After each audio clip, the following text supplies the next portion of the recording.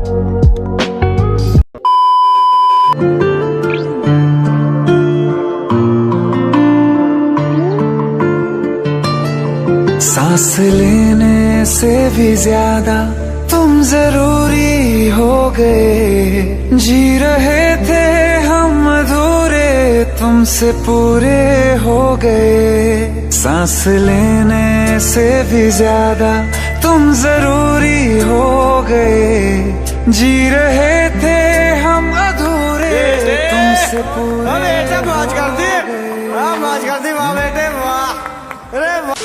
Next I show biochemistry. Tar agote a huge shout out to Unacademy for sponsoring this video.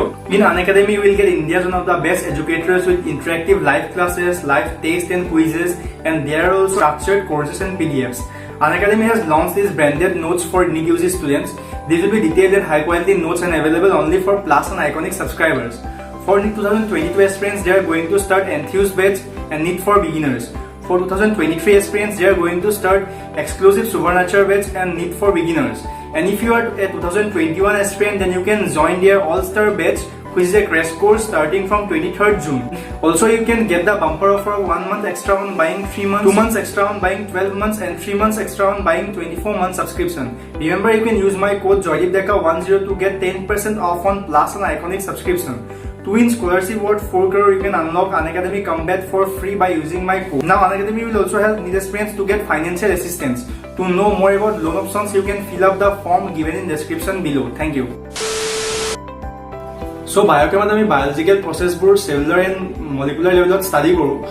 ইয়াৰ practicalsত আমি এটা sample লৈ এই sampleত থকা constituentsবোৰ detect কৰো. For example, আমি urine sample লৈ তাৰ organic, inorganic and abnormal constituentsবোৰ detect কৰিছিলো. So biochem labor মোৰ ওচৰত এটা ভিডিও ক্লিপ আছে, মই এড কৰি দিছো, চাই লওক.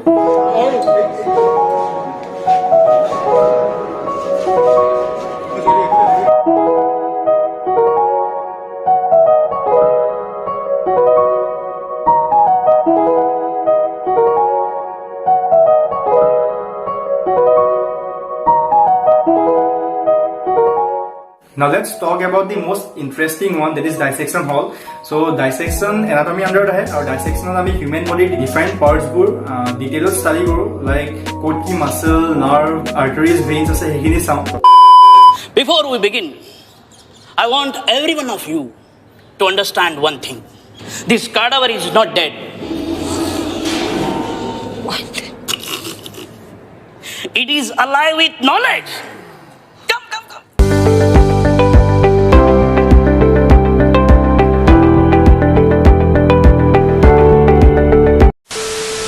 So এতিয়া সবৰ এটা assumption থাকে যে dissection হলৰ first year students বোৰ মূৰ ঘূৰাই মেলি পৰি যায়, but আমাৰ লগত তেনেকুৱা একো হোৱা নাছিল। এজনী ছোৱালীৰ অলপ কিবা বেয়া লাগিছিল মোৰ যিমানখিনি মনত আছে, and মোৰ পাৰ্চনেলি ইমান বেছি একো মিন্স আনইজি ফিল হোৱা নাছিল। চল ঝুটা। খালি কেডাভাৰত যি ফৰ্মেলিন দিয়া থাকে তাৰ স্মেলটো বহুত ইৰিটেটিং হয় আৰু চকুত ধৰে, মানে পিয়াজ কাটিলে যেনেকৈ চকু পানী ওলাই তেনেকুৱা হয় আৰু।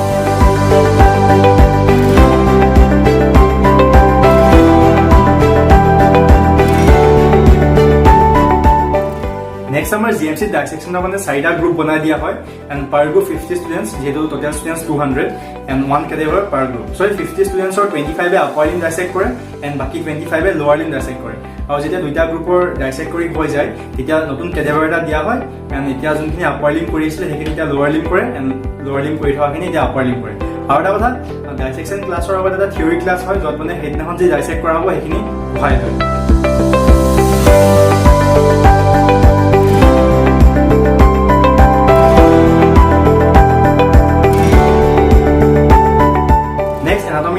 Histology practical আছে যত আমি microanatomy of cell, tissue and organ study কৰো।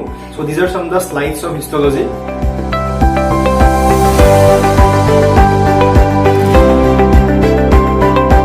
So আজি ভিডিওটো ইমানে, যদি ভিডিও চাই ভাল পালে then do give it a thumbs up, and if you are new to the channel then do subscribe it. Thank you.